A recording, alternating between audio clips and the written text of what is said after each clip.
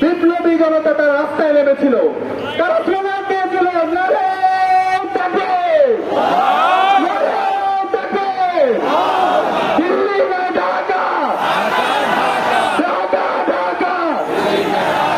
তারা দিল্লির দাদাগিরির বিরুদ্ধে এবং আল্লাহর সার্বভৌমত্বের পক্ষে তারা স্লোগান দিয়েছিল, আজাদের পক্ষে স্লোগান দিয়েছিল। আমরা দেখতে পেয়েছি আমাদের যাত্রাবাড়িতে আমাদের কওমি এবং আলিয়া মাদ্রাসার শত শত শিক্ষার্থী তারা শহীদ হয়েছে। সাভারে আমাদের শত শত শ্রমিকরা তারা জীবন দিয়েছে। এবং 18 জুলাই যেদিন ঢাকা বিশ্ববিদ্যালয় যখন বন্ধ ঘোষণা করা হয়, আমাদের প্রাইভেট বিশ্ববিদ্যালয়ের ভাই বোনরা আবু সাঈদের মতো তাদের দুই হাতকে প্রসারিত করে তারা রাস্তায় নেমে তাদের জীবন দিয়েছিল। এবং শহরের মধ্যবিত্ত শ্রেণী এবং এলিটরা তারা রাস্তায় নেমে এই ফেসিবাদের বিরুদ্ধে তারা তাদের জীবনকে উৎসর্গ করেছিল।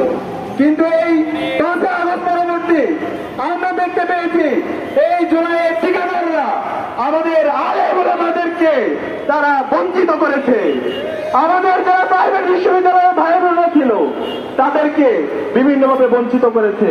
এবং শহরের মধ্যবিত্ত শ্রেণী এবং তাদের যে মতামত নেওয়া দরকার ছিল তাদেরকে বঞ্চিত করেছে। এবং এর মাধ্যমে একটি অনর্থ তৈরি হয়েছে।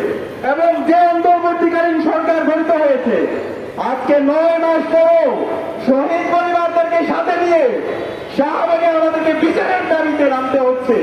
এর চাইতে লজ্জা কি হতে পারে? অন্তর্বর্তীকালীন সরকার